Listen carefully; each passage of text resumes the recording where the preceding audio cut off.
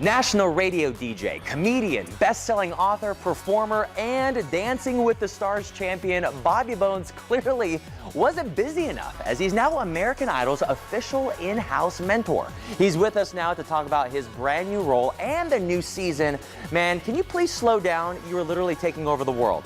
Cameron, I got to pay the bills, got to pay the mortgage. You know what it's like, buddy. I get it, man. So talk about this, because I remember you last season. It was kind of halfway through, and clearly you made an impact because now it's a full-time position from this point on. Talk about how exciting that is. For me, it's awesome. And, you know, they bring me into American Idol because, you know, I have a varied skill set from playing music to doing comedy to even doing radio. And so they want me to come in and work with them on maybe aspects of their performance that they were struggling. And so that happens, but I relate to a lot of the contestants because, you know, I'm from a town of 700 people, a really small town. I lived in a trailer park and was a food stamp kid, and I know what it's like to come up through the struggle and really have nobody be there. And it's turned into, you know, me and them bonding over the fact that if I can do it, you can do it. And I was so overwhelmed the first time I went into a big city that I think it held me back a bit. And it's for a lot of these contestants, it's the first time they've been to Los Angeles or Hawaii. And so I can go, I know how you feel, I've been there, you're not alone. And also, I want to get their stories out so America can see them. So Bobby, let me ask you, who was or who is your mentor?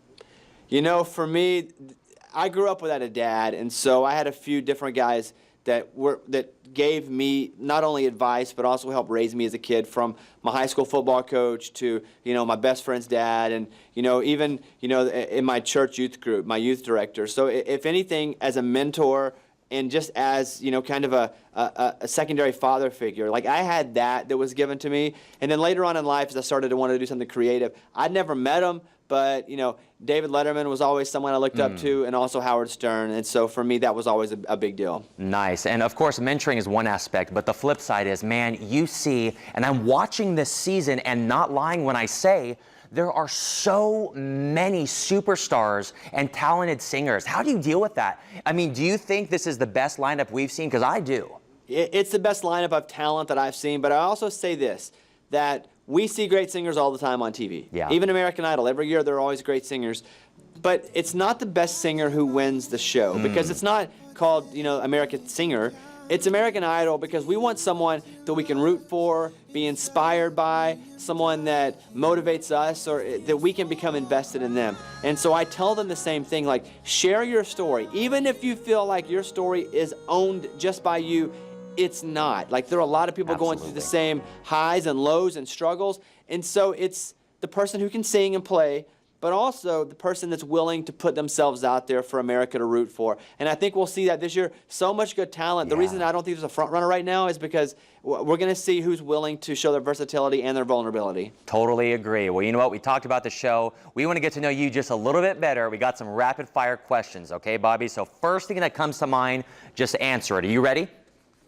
Okay, Cameron. Whatever. I don't know what this is, but I'm ready, Cameron. Last song you downloaded? Last song I downloaded was probably John Mayer's latest song. Good choice. Yes, yeah. I'm right there with you, man. Go-to coffee order? So I don't really drink coffee, but what I do drink is I'll get like a chai tea, and sometimes I'll have them do like a half shot of espresso because I'm a baby when it comes to that. But I'll be like, I'll take a dirty chai, but just a little bit dirty. That's what just a little bit dirty. That's your new tagline. Just a little bit dirty. Last TV show that got you hooked? I just watched a show called Afterlife on Netflix with Ricky Gervais. I'm a huge fan of The Office, British and American. He just put out a new show called Afterlife, and that was fantastic. And also there's a new superhero show on Netflix as well that just came out, and so those are the last ones. Nice. What would your audition song be on Idol? I'm too sexy, right, said Fred. I could just talk all the time. All right, this one you have to answer, man. Which judge would be the hardest? I've not answered it. Cameron, wait, go ahead, go ahead. So I know you've been so good with this, all right? And I know you have to answer this one. Which judge would be the hardest to mentor? Luke, because one, Luke's my friend. Luke Bryan's my friend. He's also, you can't keep him on the rails. Like, Luke is like, I'm going to talk here, but I'm going to go over here. And Bobby, what about that cat I just saw? Did you see the stock market? I don't even know about peanuts. I mean, Luke is all over the place, the greatest guy.